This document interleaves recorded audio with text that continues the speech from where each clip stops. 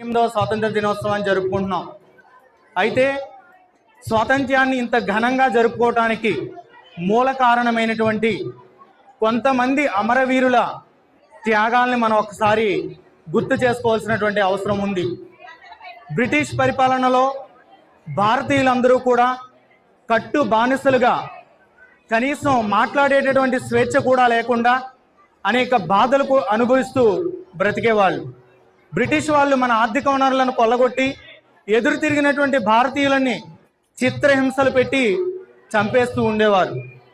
అయితే ఎక్కడైతే నిర్బంధం అమల్లో ఉంటుందో అక్కడ స్వేచ్ఛ కోసం తిరుగుబాటు అనేది మొదలవుతుందండి.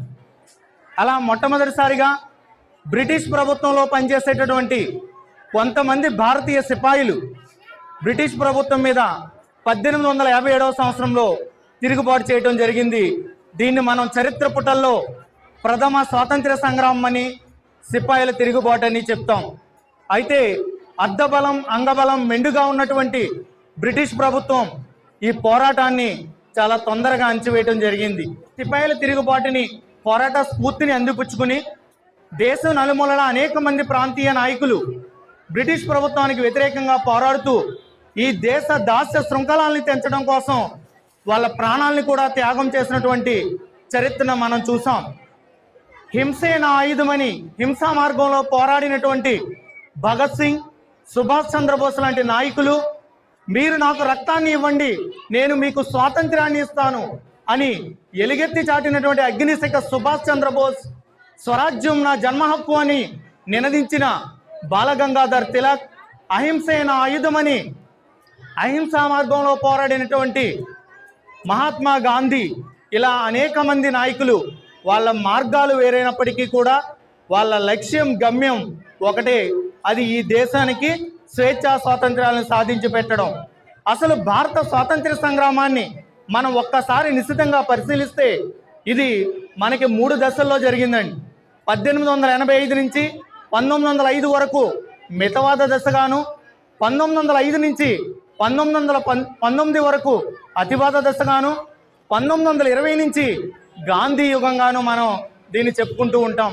మితవాద దశలో ప్రధాన నాయకులైనటువంటి మదన్ మోహన్ మాలవ్య, దాదాబాయి నౌరోజీ, గోపాలకృష్ణ గోఖలే లాంటి నాయకులు ఒక పరిమితమైనటువంటి డిమాండ్లతోటి ప్రార్థన, అభ్యర్థన, నిరసన అనేటువంటి మార్గాల ద్వారా బ్రిటిష్ ప్రభుత్వం మీద పోరాటం చేయటం జరిగింది. అయితే వీళ్ళ పోరాటంలో కూడా మనకి స్వాతంత్ర్యం అనేది సిద్ధించలేదు. తర్వాత అతివాద దశ మొదలైంది.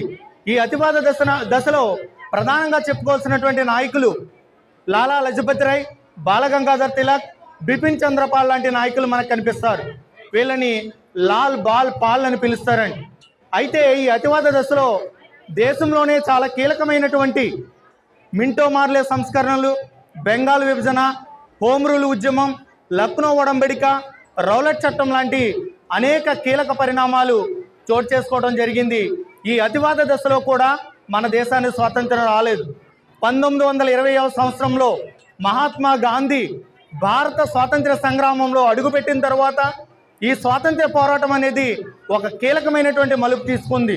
గాంధీ గారి అడుగుజాడల్లో కాశ్మీర్ నుంచి కన్యాకుమారి దాకా ఉన్న ప్రజలందరూ కూడా ఒక్కతాటిపై నిలిచి అనేక గొప్ప పోరాటాలని చేయటం జరిగింది.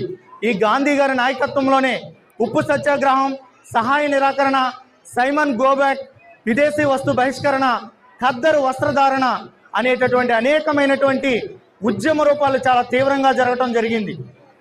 1929లో సంపూర్ణ స్వరాజ్య డిమాండ్ తోటి స్వాతంత్ర్య పోరాటం ఒక్కసారిగా ఉద్యమ రూపం దాల్చింది. 1942లో క్విట్ ఇండియా ఉద్యమాన్ని ప్రారంభించారు. క్విట్ ఇండియా అంటే మా దేశాన్ని విడిచిపెట్టి వెళ్ళిపోండి అని. ఇలా పోరాటం ఉధృతంగా జరుగుతున్నప్పుడు ఇంగ్లాండ్లో రాజకీయ పరిణామాలు అనేవి చాలా వేగంగా జరిగినాయండి. అక్కడ లేబర్ పార్టీ అధికారంలోకి వచ్చింది. ఆ లేబర్ పార్టీ ప్రతినిధులు మన దేశానికి స్వాతంత్ర్యం ఇవ్వడానికి అంగీకరించి 1947 ఆగస్టు 14 అర్ధరాత్రి మన భారతదేశానికి స్వాతంత్ర్యాన్ని ప్రకటించడం జరిగింది.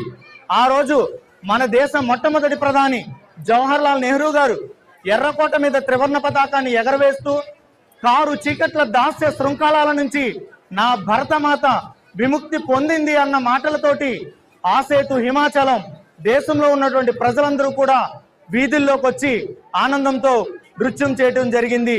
దీన్నే మనం స్వాతంత్ర దినోత్సవంగా జరుపుకుంటాం. 78 ఏళ్ల స్వాతంత్ర్య భారతం ఈరోజు శాస్త్ర సాంకేతిక రంగాల్లో అనేక ప్రగతిని సాధించినప్పటికీ కూడా ఇంకా అనేక రుగ్మతలతో ఈ దేశం బాధపడుతుంది. కులాల కుమ్ములాటలు, మతాల మారణ హోమాలు, వర్గ వైషమ్యాలు, ప్రాంతీయ విభేదాలు ఈ దేశాన్ని ఇంకా పట్టి పీడిస్తున్నాయి. ఈ దేశం నాకేమిచ్చింది అని కాకుండా ఈ దేశంలో పుట్టినటువంటి ఒక పౌరుడిగా ఈ దేశానికి మనం ఏమి ఇవ్వగలిగాం అని ఆలోచించుకుంటూ మన విద్యుక్త ధర్మాన్ని మనం సక్రమంగా నిర్వర్తించగలిగితే ఆ మహనీయులు చేసినటువంటి ప్రాణ త్యాగానికి ఒక అర్థం పరమార్థం ఉంటుంది. ఇది మీరందరూ కూడా గమనించాలి. అలాగే ఇక్కడ మువ్వన్నెల జెండా ఎగురుతుంది. ఈ జెండాని మన దేశానికే చెందినటువంటి, మన రాష్ట్రానికి చెందిన కృష్ణా జిల్లాకు చెందినటువంటి బట్లమగటూరు గ్రామవాసి పింగళి వెంకయ్య గారు రూపొందించారు. ఈ మువ్వన్నెల జెండా మన దేశం యొక్క గుర్తింపుకి, సార్వభౌమత్వానికి ఒక సంకేతం, మన జాతీయతకు ఒక బలమైనటువంటి ప్రతిబింబం, మన ఆశలకు ఆశయాలకు తిరుగులేని ప్రతీక. ఈ జెండాలో పైనున్నటువంటి కాషాయ రంగు భారతీయుల యొక్క గుండె ధైర్యానికి, త్యాగశీలతకు నిదర్శనం. మధ్యనున్నటువంటి తెలుపు రంగు సత్యానికి, శాంతికి చిహ్నం. చివరున్నటువంటి ఆకుపచ్చ రంగు విశ్వాసానికి, గౌరవానికి, సౌమ్యతకి ప్రతీక. మధ్యలో ఉన్నటువంటి అశోక చక్రం గమనానికి, పురోగతికి చిహ్నం. అంటే మన దేశం ఎప్పుడూ కూడా అభివృద్ధి వైపు పురోగమించాలి అనేది ఇది మనకి చాటి చెప్తుంది.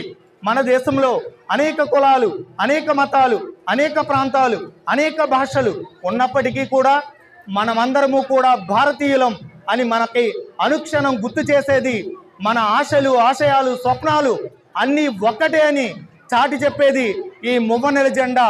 ఈ జెండా ఎప్పుడూ కూడా ఆ నీలాకాశం కింద ఎగురుతూ ఉండాలి. జెండా ऊंचा रहे हमारा, मेरा भारत महान है. जय हिंद.